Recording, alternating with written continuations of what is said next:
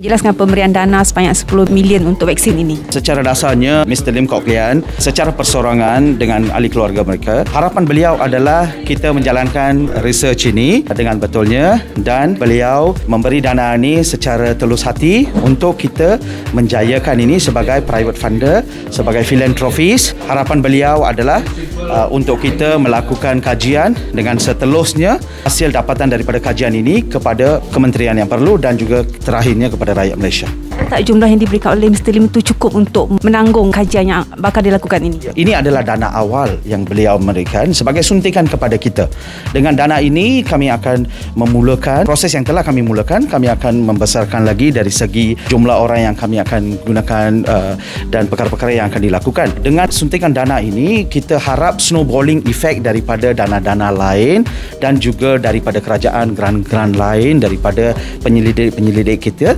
Jadi secara dasarnya dana ini menjadi suntikan awal untuk kita lakukan kajian-kajian ini. Kami masih memerlukan dana lagi, diharap dana lain akan datang untuk membantu kita. Jangka waktu kajian itu ada time frame tak atau memang berterusan? Semua kajian kita mau lakukan secara berterusan. Dia ada fasanya sendiri, fasa short term fasa, mid term, long term fasa. Fasa short term adalah melihat kepada kesahihan, the safety issues and ada apa-apa isu yang besar.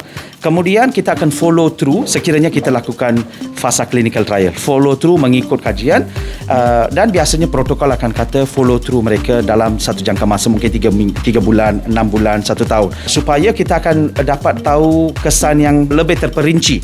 Jadi untuk awalnya ianya akan berlaku mengikut untuk mendapatkan vaksin ini supaya selamat untuk diberikan. Kemudian dia akan di-follow dengan fasa di mana kita akan follow through apakah kesan-kesan jangka panjang vaksin ini ataupun ubat ataupun cara ataupun beberapa benda yang kita lakukan. Jadi gancatnya tidak ada satu time frame yang tepat kita akan lakukan selepas ini tidak lagi ada apa-apa.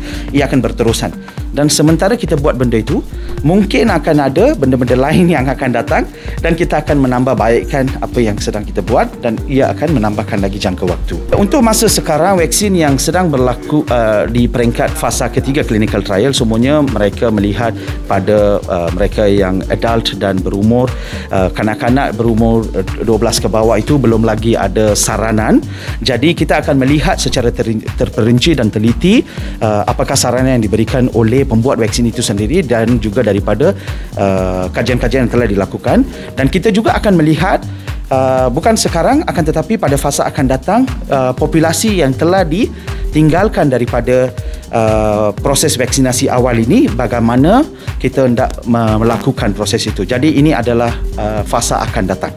Tapi untuk masa ini kita akan concentrate kepada protokol yang sedia ada dan tengok untuk mereka yang dibenarkan untuk diberi vaksin, bagaimana tahap keselamatan, bagaimana kita boleh lakukannya dengan cara yang terbaik. Wabak ni kita tak tahu bila akan berakhir, whatever semua kan. So ada tak bila dengan kejayaan vaksin yang dibuat oleh lokal sendiri mengurangkan kebergantungan terhadap vaksin daripada luar? Untuk masa ini kita belum ada lagi usaha untuk itu. Dari segi perancangan, kerajaan pasti sudah membuat perancangan itu.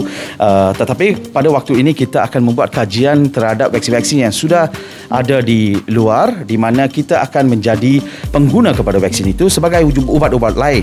Jadi kita akan lihat bagaimana ianya memberi implikasi kepada rakyat kita. Itu kajian kita bagaimana kita nak lakukan itu.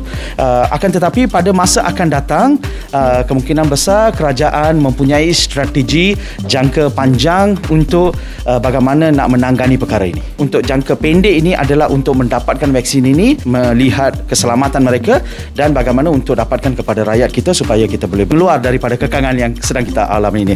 Akan tetapi jangan lupa cuci tangan, pakai pelitup muka kerana vaksin sendiri tidak akan terus menghilangkan COVID. Akan tetapi kita punya behavior, kita punya pattern, kita punya penjarakan sosial, semua SOP perlu dipatuhi bersamaan dengan vaksin. Dengan izin Tuhan, dalam masa yang terdekat ini kita boleh keluar daripada kekangan yang kita alami sekarang. Vaksin ni kita gunakan inject before kita dapat sakit sebagai pencegahan. Konsep vaksin adalah pencegahan. Jadi kita akan memberikan ini supaya kita boleh mencegah benda ni daripada datang. Ada treatment adalah perawatan.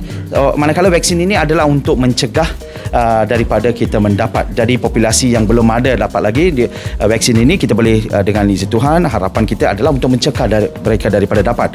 Dari mereka yang sudah dapat, kita juga harap kalau imuniti mereka tidak bagus, vaksin ini sekiranya boleh diberikan pada mereka mengikut protokol itu, harap mencegah daripada dijangkiti kuman ini. Badan akan sendiri develop immunity untuk lawan sekiranya virus ini masuk ke badan kita, sama seperti vaksin-vaksin lain, konsep vaksin lain.